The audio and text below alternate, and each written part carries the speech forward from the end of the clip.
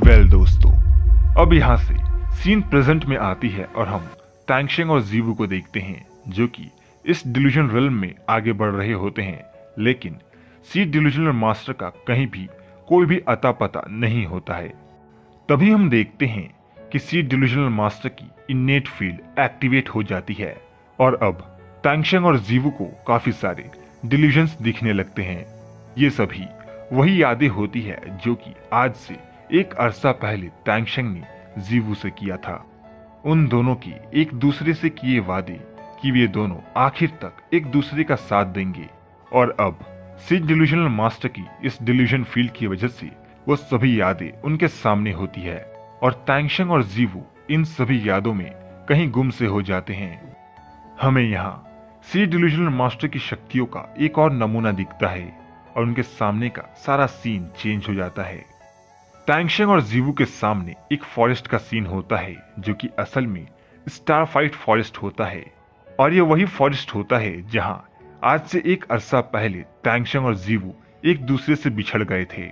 यहीं पर टैंगशेंग की लड़ाई बेबी डोंग के सोल मास्टर्स के साथ हुई थी, जिसमें टैंगशेंग बुरी तरह से जख्मी हो गया था। और जब टैंगशेंग इस लड़ाई में बुरी तरह से हार चुका होता है, तब जीवू ने उसे जीने की एक और उम्मीद दी थी। जीवू ने टैंगशेंग को बचाने के लिए खुद को कुर्बान कर दिया था और इस वजह से टैंगशेंग हमेशा खुद को जीवू का गुनहगार मानता था, और आज ये सब उसके सामने फिर से हो रहा था।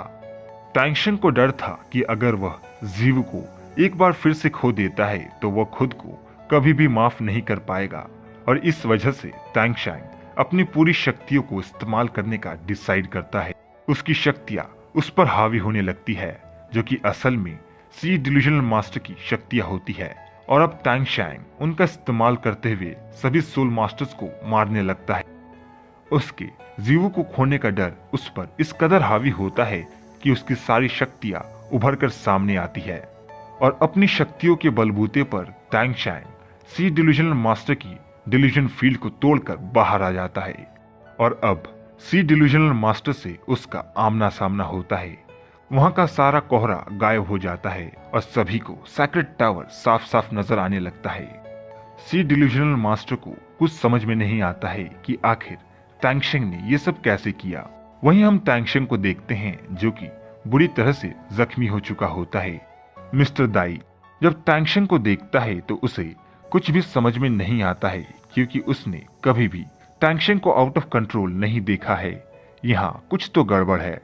ऑस्कर निनरोंग से कहता है कि सी डिल्यूजन मास्टर की डिल्यूजन फील्ड निनरोंग की इल्यूजन रिल्म के जैसे ही है, पर निनरोंग उसे बताती है कि सी डिल्यूजनल मास्टर की इस डिल्यूजन रिल्म को हम किसी ऑर्डिनरी इल्यूजन रिल्म से कंपेयर नहीं कर सकते हैं, क्योंकि उसकी इनेट फील्ड काफी ज्यादा स्ट्रॉन्ग है, और उसका इस्तेमाल करते हुए सी डिल्यूजनल मास्टर अपने ओपोनेंट को एक रियल इल्यूजन दिखा सकता है जिसमें उसके सामने एक पूरी की पूरी असल दुनिया होती है, और अगर वह उस दुनिया में जख्मी होता है तो उसके इफेक्ट्स रियलिटी में भी उस पर रिफ्लेक्ट करेंगे, और अगर वह मर जाता है तो रियलिटी में भी उसकी मौत हो जाएगी।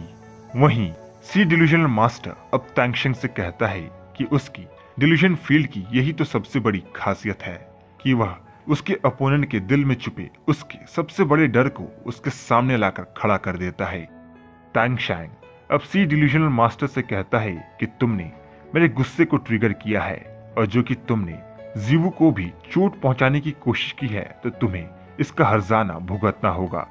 हम देखते हैं कि टैंगशेंग की शक्तियां एक बार फिर से उस पर हावी होने लगती है। जीवू उसे रोकने की भी कोशिश करती है और कहती है कि वह बिल्कुल भी ठीक है, पर टैंगशेंग अपना मन बना चुका होता है। सी डिल्यूजनल मास्टर टैंगशेंग से कहता है कि यही तो मेरी इन्नेट फील्ड की खासियत है, और अब तुम एक इल्यूजन रिल्म के अंदर मुझे मारने की कोशिश कर रहे हो, और इससे यह साबित होता है कि तुम कितने ज्यादा इनकॉम्पिटेंट हो। इससे टैंगशेंग और भी ज्यादा गुस्सा हो जाता है, और अब वह अपनी पूरी शक्ति को अनलीश करता है, और अब जल्द ही सी डिल्यूजनल मास्टर और टैंगशेंग के बीच एक काफी ज्यादा लेजेंडरी फाइट स्टार्ट होने वाली है, और यहीं पर यह एपिसोड खत्म हो जाता है। तो दोस्तों, अगर आपने अभी तक हमारे चैनल को सब्सक्राइब नहीं किया तो क्या कर रहे यार, जाके सबसे पहले हमारे चैनल को सब्सक्राइब करो। हम जल्द ही मिलेंगे आपसे सोल लैंड के नेक्स्ट वीडियो के एक्सप्लेनेशन के साथ। तब तक के लिए धन्यवाद।